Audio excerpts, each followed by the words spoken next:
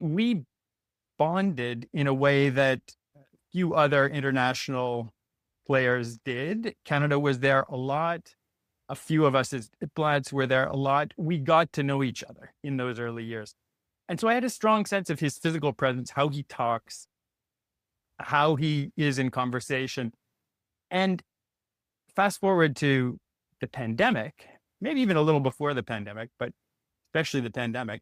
I haven't seen Putin in person since 2014 when I was a Canadian minister at a commemoration of the Armenian genocide in Yerevan. So by the COVID, he's looking a bit different. He's obviously older.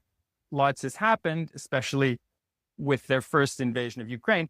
But it becomes obvious to me that sometimes when you see these videos and photographs that are put up by the Kremlin, it's not Putin, it's somebody else. And sure enough, you start to see articles, including by authoritative journalists saying, yeah, the Kremlin is using a double, maybe more than one, for security reasons. Stalin did it. Other Russian leaders have done it. Gorbachev apparently did it. Castro did it for security reasons and so forth. But in Putin's case, there was an additional reason because he seems to have been, of all world leaders, one of the most paranoid about infection, germs, COVID in particular.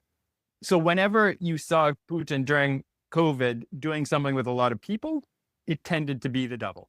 When he was alone with Macron or Scholz or someone, it was the long table. And the experts would say, we don't know which is which every time, but we know there's at least one double and maybe more. Ukrainian intelligence got into it more deeply for obvious reasons and decided there were 3 or 4 doubles, but really only one that was in speaking roles, that would give a speech when necessary or say something for the cameras. And that wasn't proven, but it tracked with what I was seeing. And I think in a certain expert community that actually has a feel for how this Kremlin operates, it was accepted. Putin was sometimes